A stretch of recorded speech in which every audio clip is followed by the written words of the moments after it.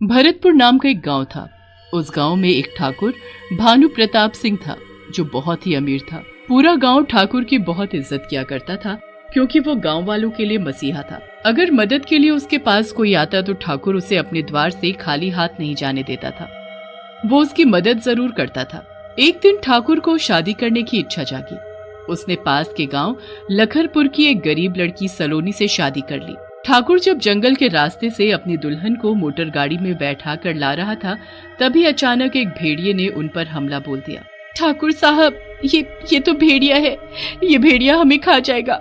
मुझे अभी नहीं मरना है, बचा लीजिए मुझे। ठाकुराइन, आपको डरने की कोई जरूरत नहीं। वैसे भी ये भेड़िया गाड़ी के बाहर है। हमारे ठाकुर साहब ने शेर, चीता और ना जाने कैसे कैसे खतरनाक जानवरों का शिकार किया है। ये भेड़िया तो उनके आगे एक मामूली सा जानवर है। अब बस करो हमारी तारीफ करना, हमें हमारी बंदूक पकड़ाओ। हम अभी बाहर जाकर इसका काम तमाम करके आते हैं। ठाकुर साहब, अपना ख्याल रखना। ठाकुर हाथ में बंदूक लिए गाड़ी से बाहर निकलता है। भेड़िया ठाकुर को घूर घूर कर देख रहा था। तभी अचानक भेड़िया ठाकुर पर हमले के लिए आगे बढ़ता है। भेड़िया उसके नजदीक आता उससे पहले ठाकुर भेड़िए पर गोली चलाता है, पर बंदूक तो खाली थी। ठाकुर भागता हुआ गांव के रेलवे स्टेशन पर पहुंचता है। भेड़िया भी उसके पीछे पीछे वहीं पहुंच जाता है। ठाकुर रेल की पटरी पर भागा जा रहा था। तभी भेड़िया ठाकुर पर हमला बोल देता है और उसे काट खाता है। तभी अचानक सामने से ट्रेन आती है। ठाकुर तो एक तरफ हटकर अपनी जान बचा लेता है, पर वो भेड़िया ट्रेन के नीचे आने से मर जाता है। कुछ लोग ठाकुर को बेहोशी की हालत में उनकी हवेली छोड़ आते हैं। मेरे हाथ, मेरा पैर, बहुत दर्द हो रहा है। ठाकुर साहब, आपको आराम की बहुत जरूरत है। आपको उस भेड़िए ने काफी चोट पहुंचाई है। मैंने घाव पर मलहम लगा दी है।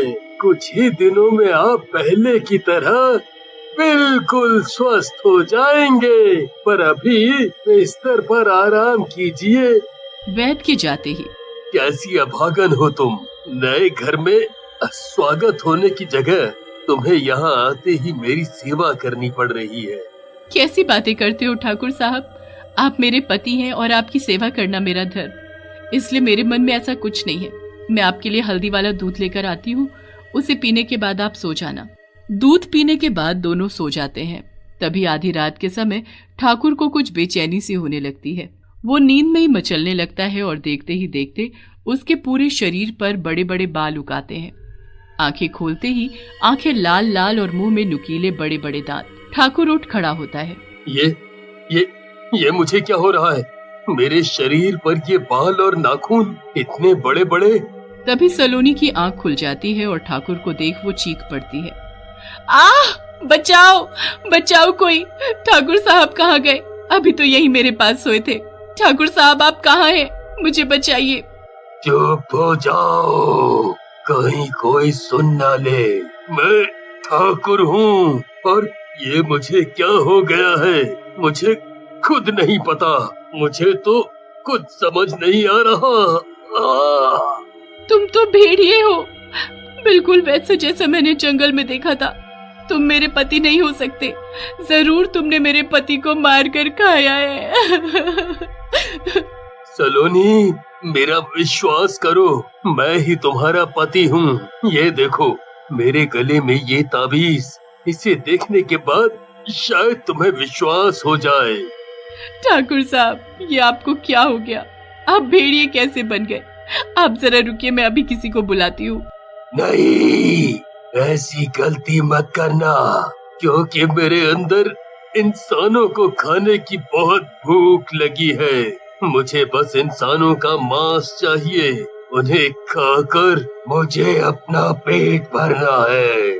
उनका खून चाहिए मुझे। सलोनी, तुम मुझसे दूर हो जाओ, कहीं मैं तुम्हें ना खा जाऊं। तभी भेड़िया सलोनी को धक्का देकर बाहर भाग जाता है। सलोनी उसका पीछा करती हुई उसके पीछे पीछे जाती है। भेड़िया सीधा वहीं रेलवे स्टेशन पर पहुंचता है जहां उसे भेड़िए ने काटा था। स्टेशन पर भीड़ देख भेड़िए के मुंह से लार टपकने लगती है। ये तो बहुत ही बढ़िया है। इस जगह तो मुझे भरपूर इंसान मिलेंगे खाने को। तभी वहां भेड़िए को देख हाहाकार मच जाता है। सभी लोग इधर उधर भागने लगते हैं। भागो भागो सब भागो, भेड़िया आया है, भेड़िया। अगर सभी को अपनी जान बचानी है तो ट्रेन में छुप जाओ, जल्दी करो, ट्रेन बस थोड़ी ही देर में चलने वाली है। तुम कहीं भी भागो, मैं तुम्हें पकड़ ही लूंगा, क्योंकि मैं भेड़िया हूँ, भेड़िया। भेड़िया लोगों पर हमला बोल देता है। वो किसी के हाथ, किसी के पैर, किसी का सीना फाड़ कर खाने लगा। दूर खड़ी सलोनी चुपके से सब देख रही थी।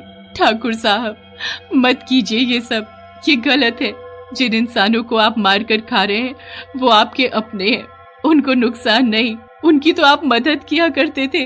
भगवान के लिए रुक जाओ। हे ऊपर वाले, ये सब क्या हो रहा है? इन्हें ना जाने क्या हो गया है। अगर गांव वालों की नजर में ठाकुर साहब भेड़िए बने दिख गए तो वो लोग इन्हें मार देंगे। सलोनी रोती हुई चुपचाप वहां से घर चली जाती है। सुबह होने से पहले भेड़िया भी अपने असली रूप में आकर घर पहुंचता है। उसके मुंह पर खून लगा था। ठाकुर साहब, ये आपने क्या किया? आप तो इन लोगों के रक्षक थे, आप उनके भक्षक कैसे बन सकते हैं? आपने उन्हें मारने से पहले जरा भी नहीं सोचा। पर मेरी ये समझ में नहीं आ रहा कि आपके साथ ये सब हो क्या रहा है। तभी बाहर से आवाज आती है, ठाकुर साहब, ठाकुराइन, आप कहाँ हैं? जरा बाहर आइए, बहुत बड़ी समस्या आन पड़ी है इस गांव के लोगों पर, जल्दी आइए बाहर। ठाकुर साहब, आप जल्दी अंदर जाकर ये कपड़े बदल लीजिए और अपने ऊपर लगा हुआ ये खून भी साफ कर लीजिए। मैं बाहर जाकर देखती हूँ। सलोनी बाहर जाती है और पूछती है, क्या हुआ? कैसे शोर मचा रखा है? आप लोगों को पता नहीं कि ये समय ठाकुर साहब के आराम का समय होता है? खैर कोई बात नहीं, बताइए क्या बात है, आप मुझे बता सकते हैं। वो वहाँ रेलवे स्टेशन पर लोगों की लाशें बिछी पड़ी हैं। कुछ लोगों का कहना है कि किसी खतरनाक जानवर ने उन पर हमला किया है, जो दिखने में बहुत बड़ा और खतरनाक था, बिल्कुल भेड़िया जैसा, और उसे यही अपनी हवेली के पास आते देखा है। इसीलिए हम सब हाथों में मशाल लिए यहाँ आए। आप और ठाकुर साहब ठीक तो है ना? ये तो बहुत बड़ी समस्या है। मुझे लगता है शायद जंगल के रास्ते कोई जानवर आया होगा, उसने ही लोगों पर हमला किया। गांव के लोग चले जाते हैं, पर ठाकुर डर के मारे पूरी रात नहीं सो पाता। अगले दिन शाम ढलते ही ठाकुर के शरीर में फिर से बेचैनी होनी शुरू हो जाती है। सलोनी, मुझे बचाओ। मेरा बदन बहुत दुख रहा है। मुझे लगता है कि मैं फिर से भेड़िए के रूप में आ रहा हूँ। सलोनी फौरन ठाकुर को एक मजबूत रस्सी से बांध देती है।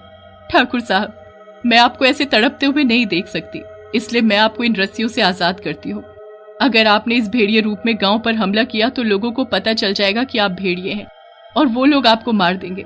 मैं अपने पति को मुसीबत में नहीं डाल सकती, इसलिए आप वहीं जाइए रेलवे स्टेशन पर। वहां लोगों को मार कर खाओगे तो किसी को कुछ पता नहीं चलेगा। भेड़िया दौड़ता हुआ वहां रेलवे स्टेशन पर पहुंचता है और छुप जाता है। जैसे ही ट्रेन रुकती है, उसके अंदर से लोगों की भीड़ निकलना शुरू हो जाती है। बस फिर क्या था, भेड़िया लोगों पर टूट पड़ता है। लोगों में भगदड़ शुरू हो जाती है। मेरा बच्चा मेरा बच्चा मुझसे बिछड़ गया, मैं उसे कहाँ ढूंढूं? तभी भेड़िया उस आदमी को फाड़ कर खा जाता है और हमेशा की तरह वो अपना पेट भरने के बाद चुपचाप हवेली में चला जाता है। ऐसा कई दिन तक चलता रहा। जिन लोगों को भेड़िए के बारे में पता था, उन लोगों ने स्टेशन पर जाना छोड़ दिया, पर नए लोगों का अभी भी वहां आना जाना था। एक दिन गांव का एक आदमी सतवीर भेड़िए को हवेली में घुसते और उसे भेड़िए से ठाकुर बनते देख लेता है। सतवीर भागता हुआ गांव पहुंचता है और सभी को ठाकुर के बारे में बताता है। गुस्से में सभी हाथ में मशाल लिए हवेली पहुंचते हैं। ठाकुर अपनी पत्नी के साथ बाहर आता है। ठाकुर सब बता देता है कि कैसे वो भेड़िया बना। तभी वो सबके सामने फिर से भेड़िए रूप में आ जाता है। ठाकुर को तभी अपने मंदिर में रखे त्रिशूल की याद आती है और वो तुरंत मंदिर में जाता है और त्रिशूल उठाकर अपने पेट में मार लेता है। ठाकुर सबसे माफी मांगते हुए दम तोड़ देता है। ठाकुर के मरने के बाद सलोनी सारी संपत्ति गांव के हवाले कर कहीं दूर चली जाती है।